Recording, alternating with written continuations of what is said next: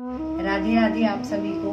तो आज हम लाला की छठी कैसे मनाते हैं, इसकी पूरी पूजा विधि के बारे में बात करेंगे। मैं आपको बताऊंगी कि लाला की छठी कैसे मनाते हैं। तो सबसे पहली बात तो इसमें कोई भी उपवास या व्रत नहीं रखा जाता है। इसको हम एक उत्सव की तरह मनाते हैं, क्योंकि छठी का जो पर्व है वो दोपहर के बाद मनाया जाता है। तो सबसे पहले आप सुबह उठ के अपने नित्य कर्म करने के बाद स्नान ध्यान करके आप ठाकुर जी को पंचामृत से अभिषेक करा सकते हैं, या फिर सिंपल जल से भी अभिषेक करा सकते हैं, उसमें फूल वूल डाल के।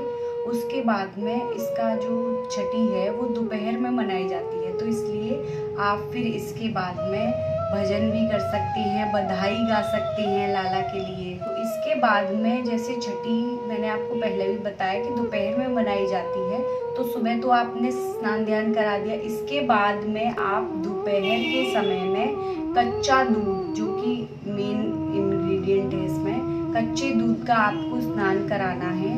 अगर वो दूध गाय का हो तो अति उत्तम है, वरना जैसा आपके पास उपलब्ध हो आप उससे बड़े से पात्र में दूध से लाला को बिठा के बड़े से पात्र में फिर आप दूध से उनका स्नान करवाएं। इसके बाद आपने छठी का जो दूध जिसे कहा जाता है, मैं आपको वो बताती हूँ किसे कहा जाता है। तो आपको उस दूध में लड्डू गोपाल जी को 3 डुबकियाँ लगवानी है।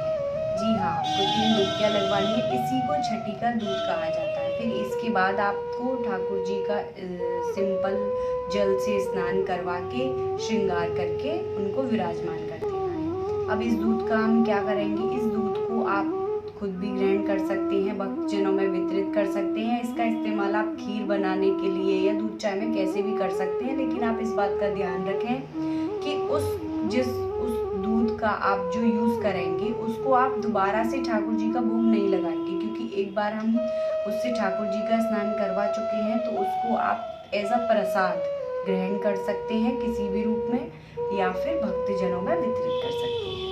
आप ठाकुर जी को इत्र सेवा करके, इत्र लगाने के बाद इस बात का ध्यान रखें कि पीले रंग के वस्त्र धारण करवाएं। छठी के दिन पीले रंग के वस्त्र ठाकुर जी को धारण करवाए जाते हैं, और ध्यान रखें कि वो सारे वस्त्र एकदम नए होने चाहिए। ज्वेलरी आप जो डेली वाली पहनाते हैं वो भी पहना सकते हैं, लेकिन वस्त्र एकदम नए होने चाहिए सभी।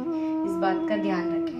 तो जो लोग अपने लड्डू गोपाल जी का जन्म करवाते हैं उनको छठी अवश्य करवानी चाहिए, क्योंकि ये एक उत्सव है तो उत्सव को मनाना चाहिए। तो बस यही था, बहुत ही सिंपल तरीके से हम लाला की छठी मना सकते हैं। और आप चाहें तो पकवान बना सकते हैं, कढ़ी चावल पकौड़ी ये सब बना सकते हैं। तो ऐसे ही जैसे हम एक बालक की छठी मनाते हैं, वैसे ही हमको लाला की छठी मनानी है।